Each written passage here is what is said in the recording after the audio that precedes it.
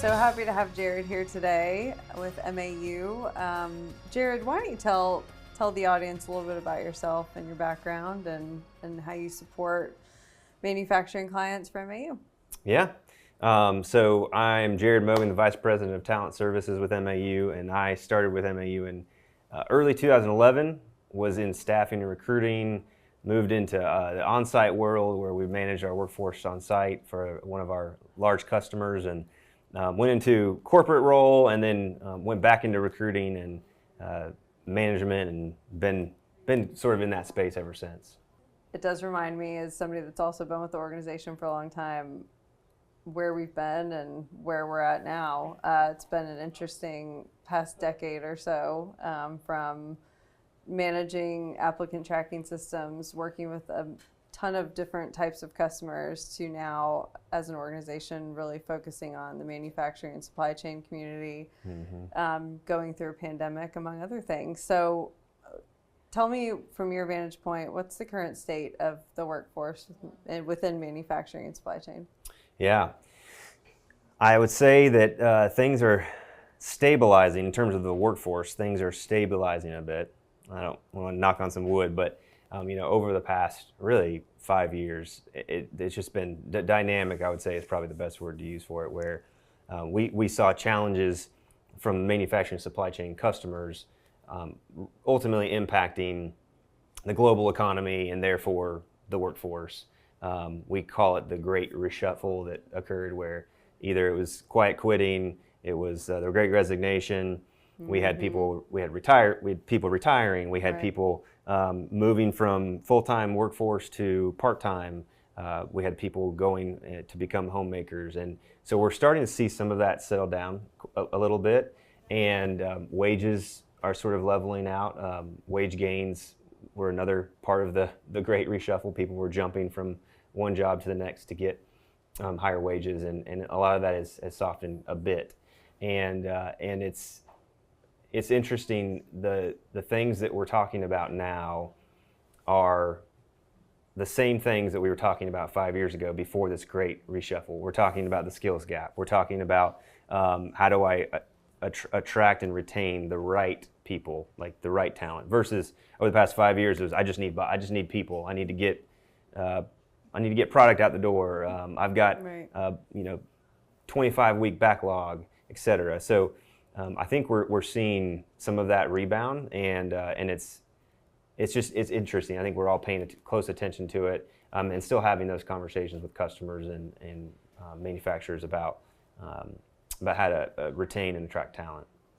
So to that, yes, you're having the same conversations, and yet there was a rapid increase in technology and automation that obviously was already happening, but we saw the pandemic kind of exacerbate, speed up some of that. So while things are leveling out, when you think about recruiting and those elements, how has that kind of impacted recruiting strategies? How can that be leveraged? How should employers be looking at that when they're looking at bringing in new talent? And are you referring to technology in the workforce, in the workplace? Yeah. Well, specifically, manufacturing, more automated processes, just them going through their own journeys of digital transformation that then the employees obviously have to engage with in some form or fashion. Yeah. So a couple of things. I think one, as we think about the different generations in the workplace, we know that the Gen X and Boomers are that group will become smaller and smaller over the coming decades. We know that Gen Z is going to become larger and larger. Right now, roughly 33% of our workforce is Gen Z, and we're excited about that.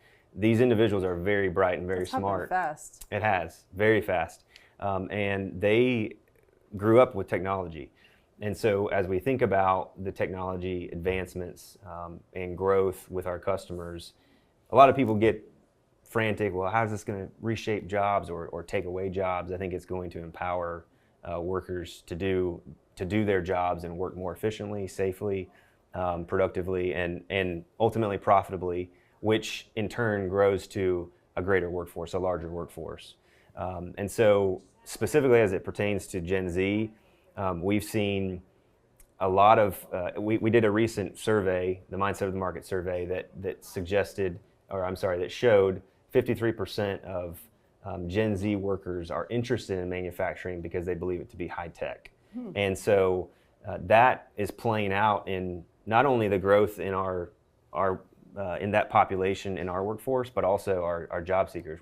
We're constantly seeing, I'm just having a conversation with somebody in this office about a fairly advanced manufacturing job.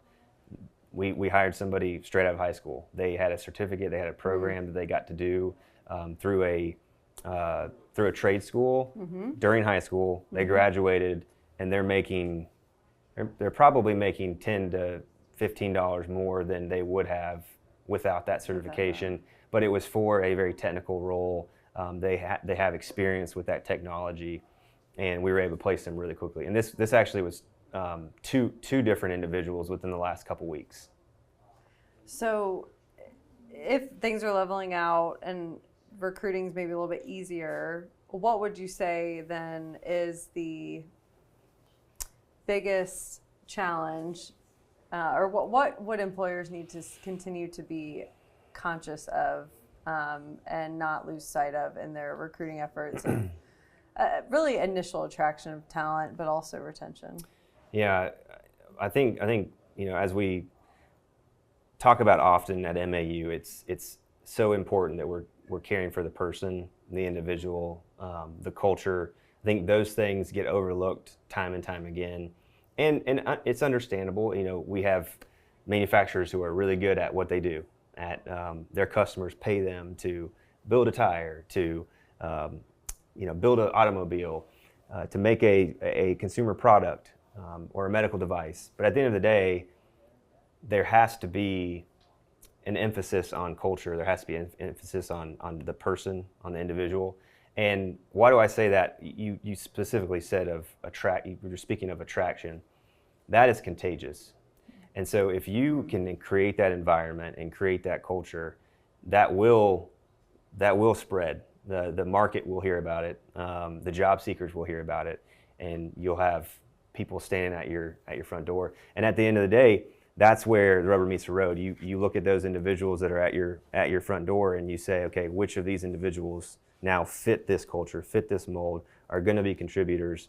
So I think that's the first thing. And the second thing is that we have to continue to provide a career progression and development for an entry-level individual to see, hey, how can I become a supervisor one day? How can I be a leader of this organization? What steps do I need to take to get from maybe a machinist level 1 to a machinist level 2? A lot of employers are doing a really good job of that right now, and I think leaning into that more is going to be really important as we see generational shifts happen. You've got the retirement of the aging workforce. Those individuals have to spend time mentoring and developing this younger generation.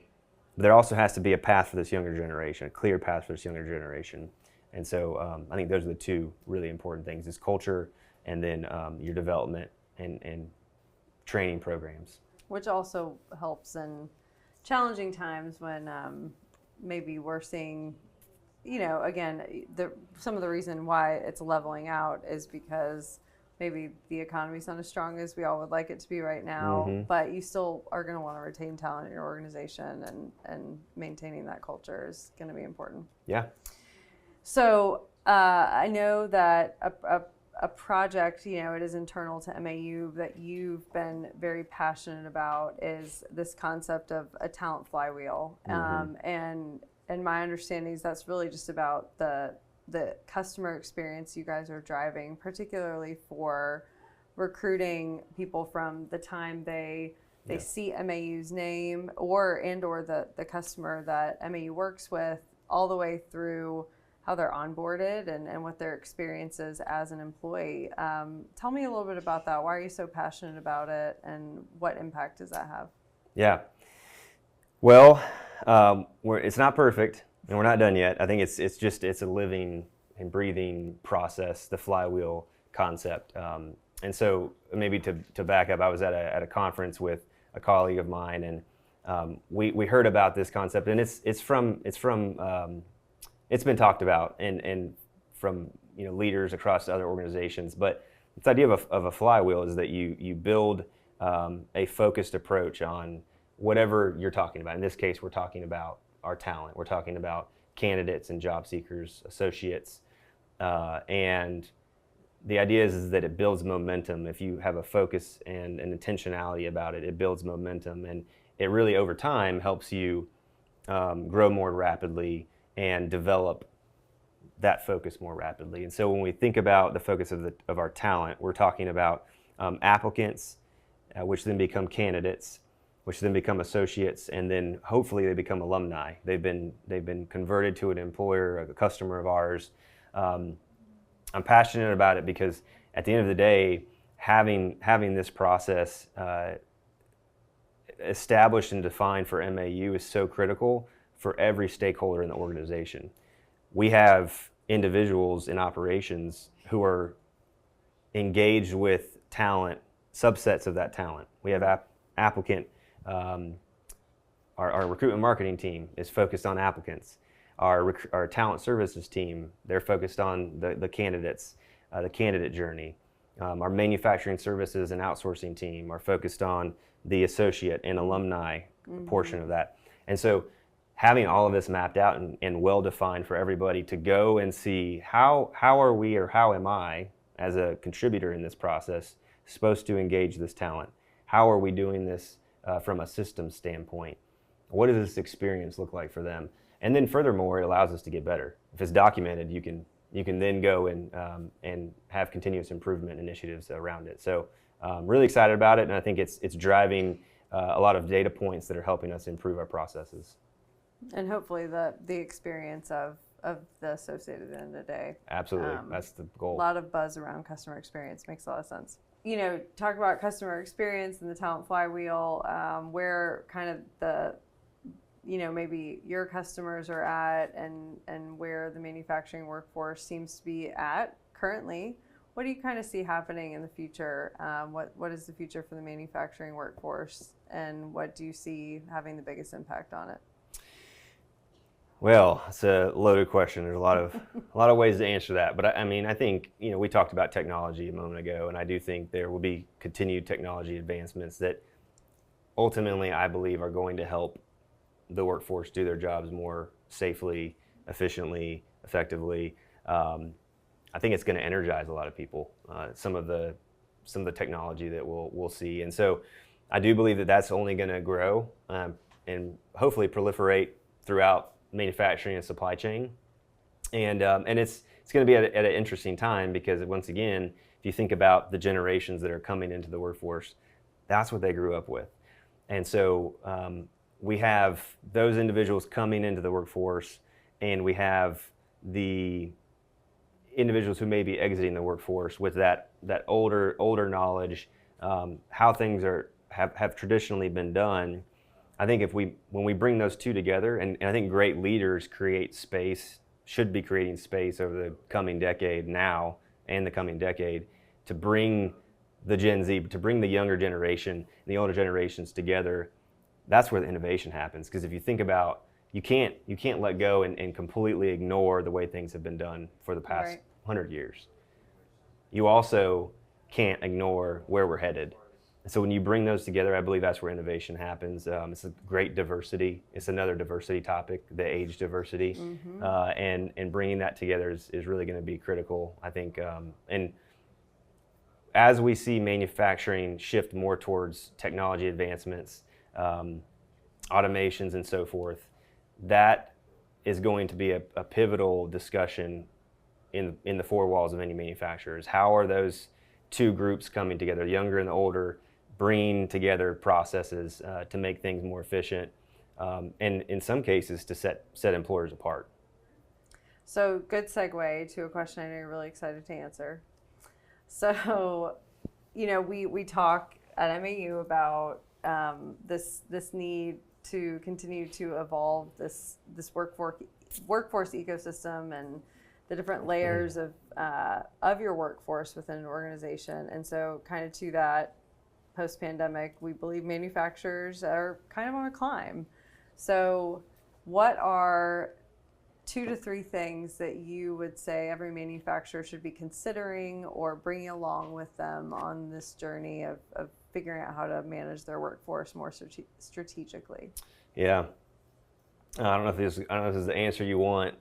As I think about that question, I think the most critical thing, and this is not this is not your executive C-suite or your vice presidents necessarily, but they need to bring in leaders. That's the number one thing. You got to have good leadership, and that comes in all forms, shapes, and sizes. And so that's the first thing I would say is really strong leaders. Second thing is individuals who have a can-do attitude, who are committed, and who have again, just a consider it done attitude, mentality about whatever they're committed to. And then lastly, it's a really strong system or foundation that is focused on culture and development. So it's not enough to just have your team start and you spend 2 weeks with them and that's all they get. Hope that it plays out. Yeah, and hope that it goes well. I think it's being committed to a ongoing process, an iterative process of revisiting what we're doing. Are we developing the right fit? Are we developing the right skill sets? Are we meeting our employees' needs? And I think if we do that as leaders, as great companies, then we will win and we will get to the top of the mountain. Well played. So one last question. Actually 2 more questions, sorry. When talking to leaders, and I love that you just talked about leadership so much, it's a good connection here. So whether you lead one person or 1,000 or 10,000, that I know you've worked with many organizations and different types of leaders that have all the above, what's the biggest thing a leader can do to impact their people? Again, whether it's one person or 1,000. Well, as I think about that, I've heard, you've read many books and read lots of quotes, but I've heard one great leader that I respect say that courage is a really important trait, and the foundation of courage is having relationships. And so if you have a relationship with somebody, you are more likely to be courageous in a setting that they're relying on you. And so I think having relationships with your direct reports, your team members, those around you, your peers, your other leaders, will drive courage in times where maybe it's tough, maybe it's not easy, and in times when it is. But when it's difficult, I think that's the test of every leader. And when things don't seem to be going well, when you maybe have a customer challenge or an economic challenge, being courageous enough to say, no, this is how we need to do it. We need to stay the course. We need to be committed. I got to make this hard decision. Courage in the face of relationships that rely on you, I think is, in my opinion, one of the most important traits. I think that stands true. Okay, so final question. Most people listening, watching, probably won't know this, but you have a little girl that's almost 1. 10 months this week. Okay. So taking this concept, and maybe it's courage, maybe it's something else. I'm sure one day you'll hope that she leads people or does whatever she is called to do to the best of her ability. If you could put, and sometimes you guys do this in recruitment marketing, if you could put a billboard on the most important highway where the most people would see it, what leadership message would you put on there that you want to ingrain in your daughter, you want to ingrain in your people? What's the word, the phrase, what do you want them to see and get? I'm not good at this. I'm not I'm not a catchy phrase kind of guy. I think I think I don't know the phrase, but I think the word identity comes to mind, because if I'm thinking about my daughter specifically, I want her to know that she has a unique, maybe it's a better word is value, identity and value. As I think about her, I just hope, pray, and wish that she grows up knowing that she has worth and value, she has a unique identity that's important, and that she is a contributor, and and that she feels that and embodies that and lives that out every day. That she's fearless, she's confident, but it goes back to having an identity and knowing her worth and value. So I think that's what I would say. That's nothing to do with recruiting. No, but it has everything to do with leadership, and it's perfect. Yeah. Because that's how we, if it's all about the people, then that's right. It's true of all people. And we all have that. Yep. Whether we want to acknowledge it and live in it, we all have a unique identity and unique worth and value. And in the good times and the bad, leadership rests on how we handle that with our teams.